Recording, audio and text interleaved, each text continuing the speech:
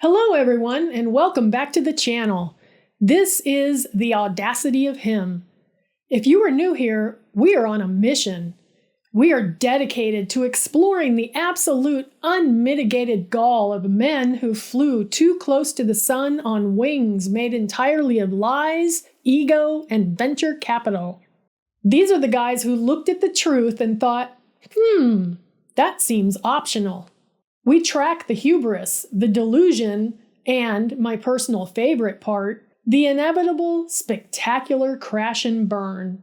So if you enjoy high-stakes drama, financial screw-ups, and the kind of audacity that makes you want to lie down in a dark room, you are in the right place. Today, we are talking about a man who redefined the entire concept of fake it till you make it. We're not just talking about exaggerating your resume or using a filter on your profile pic. No, we are talking about building an entire media empire valued at hundreds of millions of dollars that was essentially the business equivalent of 3 kids in a trench coat trying to get into a bar. This is the story of Carlos Watson, the man who didn't just lie to his investors. He practically hired an orchestra to soundtrack the deception. We have so much ground to cover, but before we get into the absolute madness of how he pulled this off, hit that like button, subscribe to the channel. It helps the algorithm realize that male hubris is a valuable educational resource. You ready? Great. Let's get to work. Meet Carlos Watson. He wasn't your average scammer. This guy had a pedigree. He went to Harvard. He went to Stanford Law. He worked at McKinsey, the gold standard of making things sound impressive. He was a polished television anchor for major networks. He was suave, he was connected, and he was always wearing a vest. Carlos loved a vest. It was his signature move. It signaled, I am creative, but I'm still very, very employable. In 2013, Carlos decided the world did not need another TV anchor. It needed a new kind of media company. A company that was smart, but not stuffy. Diverse, but not preachy. Innovative, but still loved by your grandma. This, my friends, was Aussie Media. Named after the poem Ozymandias by Percy Shelley. You know the one. Look on my works, ye mighty, and despair. It's a poem about how all great empires eventually fall apart and get swallowed by the sand. I mean, you have to appreciate the irony. Carlos named his scam after a cautionary tale about ego. That's the chef's kiss of auditing. Mwah! The sheer balls. Carlos didn't build Aussie using traditional methods, like having a viable product or generating revenue. No. Carlos's strategy was far more innovative. He used a proprietary system I like to call high-level vibe acquisition. Step 1. Get massive investments from people like Laurene Powell Jobs, Steve Jobs' widow, and giant media corporations like Axel Springer. How? By pitching Aussie as the definitive voice of a new, diverse, change-oriented generation. Step 2. Constantly use that pedigree. Every conversation Carlos had seemed designed to make you feel like you were 3 degrees of separation away from Beyoncé. Step 3. Simply state that your metrics were incredible. And oh, were the metrics incredible! Carlos would tell investors, advertisers, and anyone who would listen that Aussie was reaching tens of millions of people a month. Like 50 million people. Let's put that in perspective. 50 million unique visitors is a massive, massive number. It's the kind of traffic major established news outlets only dream of. But if you went to Aussie's website, it was like visiting a virtual ghost town. The comment section was an infinite void. The articles had no shares. It was a digital desert. They claimed to be the voice of a generation, but that generation must have been very, very quiet. Where were these 50 million people? We now know the answer: Carlos's imagination. And later, the feds learned Ozzy was allegedly buying traffic, running ads on sketchy third-party sites, and essentially manufacturing views to make their charts look like rocket ships. It was a massive digital shell game, but Carlos pitched it with such confidence and such a perfect vest that people actually believed him. If a news site that nobody reads wasn't audacious enough, Carlos decided to get into the live events business. Ladies and gentlemen, I give you Ozzy Fest.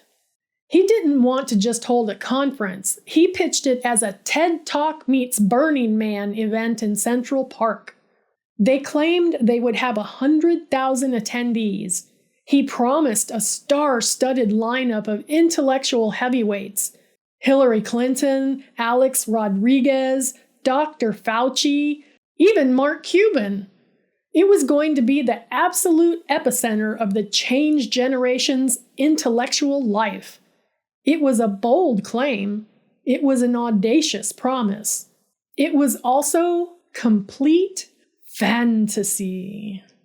The reality was more of a scam fry situation, but with way fewer supermodels and more municipal permits. Ozzy Fest never had 100,000 attendees. Like, ever. They claimed massive sales, but prosecutors later alleged that Ozzy was giving away thousands of tickets for free. They were practically begging people to show up to inflate the numbers. And the location! They promised Central Park for years, but for the 2019 event, they actually ended up moving it to a parking lot in Central Park. It wasn't quite the convergence of culture that the scenic lawn provided. The whole thing was built on misdirection. They claim the 2018 event drew 20,000 people. Reports suggest the actual number was closer to much, much less than that. But they just kept announcing bigger numbers for the next year because that is how a scam works. You just keep compounding the lie. Yeah. This brings us to early 2021. And this, my friends, is where the audacity goes from shady business practice to actual supervillain behavior. Ozzy was running out of money. The whole illusion was on life support. They desperately needed a massive cash infusion to stay afloat. So naturally, Carlos went to one of the biggest investment banks in the world, Goldman Sachs. He was pitching them for a $35 million investment. And to secure this kind of cash, you need proof. You need receipts. You need to show that giant established partners love you. So Carlos told Goldman Sachs, YouTube loves us. In fact, we're one of their biggest partners. They pay us millions of dollars a year to produce shows for them. Why, just last week, I was speaking to a top YouTube executive, Alex Piper. He's a huge fan. Goldman Sachs, being a massive investment bank, did something radical. They asked to talk to Alex Piper. Oh, absolutely. Alex would love to talk to you. I will set up a call right now. Carlos did set up a call. He scheduled a conference call between the Goldman executives and, quote-unquote, Alex Piper. The problem was, Alex Piper wasn't on that call. Sitting in Ozzy's headquarters was not a YouTube executive. It was Samir Rowe, Carlos's co-founder and chief operating officer. And Samir Rowe was using voice alteration software. The co-founder of the company, a graduate of sophisticated institutions, a man seeking $35 million, was on a phone call with global financiers, literally putting on a digital voice mask like a high-stakes cartoon character. The plan was brilliant in its stupidity. Sammy Rowe, impersonating Alex Piper, started the call by explaining that he had an unfortunate laryngitis that made his voice sound a little strange. Oh yes, the famous laryngitis that makes your voice sound exactly like a 1990s computer text-to-speech function. A very common condition. For 30 minutes, fake Alex raved about how Ozzy was the crown jewel of YouTube. He confirmed that YouTube was paying Ozzy massive multi-million-dollar fees. He told Goldman that Carlos was a visionary. He essentially delivered a $35 million reference to his own boss from his own mouth. The level of unmitigated gall required to even conceive of this plan is staggering. To execute it, it is legendary. It is the Olympian gold medal of audacity. They almost got away with it. Goldman was confused by the voice, but they were about ready to move forward. The only thing Carlos and Samir didn't account for was reality. A Goldman Sachs executive, still confused by the laryngitis, decided to do a final check. He reached out to the real Alex Piper's real office at YouTube. Piper's assistant was confused.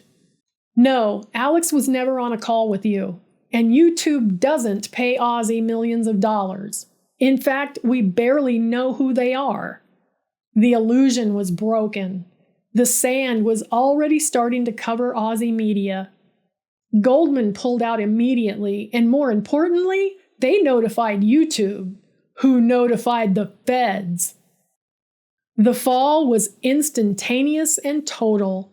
Within days of the call being exposed, Ben Smith of the New York Times published a devastating blockbuster expose revealing the Phantom Executive and Ozzy's entire fake traffic and fake ticket operation.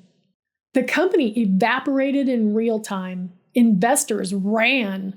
The board resigned. Ozzy went from a diverse change voice to a case study in massive fraud in under a week. It was the complete, utter comeuppance. The auditing cycle was complete. Despair, ye mighty, indeed. But wait, because this is this channel, our comeuppance stories always have a final layer of absurdity. In 2023, Carlos Watson was formally indicted by federal prosecutors. He was charged with securities fraud, wire fraud conspiracy, and aggravated identity theft.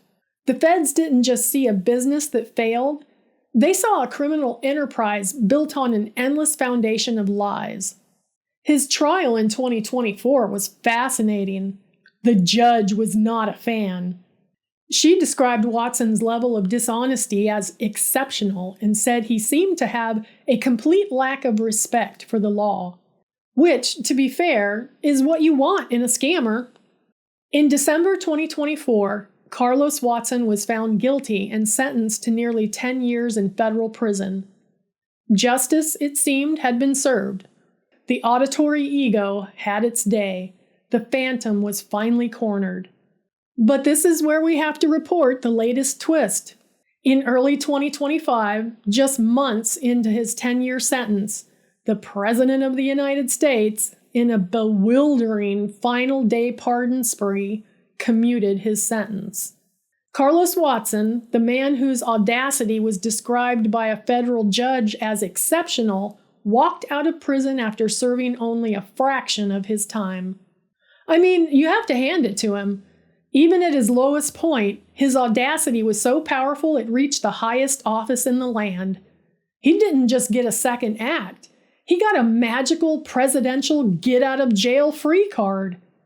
The story of Ozzy Media isn't just a scam, it's a testament to the absolute power of extreme confidence. It is a cautionary tale, yes, but it's also a reminder that if you are charming enough, have a Harvard degree, and wear the exact right vest, you can practically build your own reality. Despair all you want, mighty. Carlos Watson will see you at the new Ozzy Fest. And that is the incredible, almost unbelievable story of Carlos Watson, a phantom executive, a digital whisperer, and a true icon of audacity. If you made it this far, you must have enjoyed the ride. Please hit that like button, subscribe for more deep dives into the spectacular crashes of male ego. We have so many more guys to talk about. Trust me, the world never runs out. Thanks so much for watching. Have a great day, guys.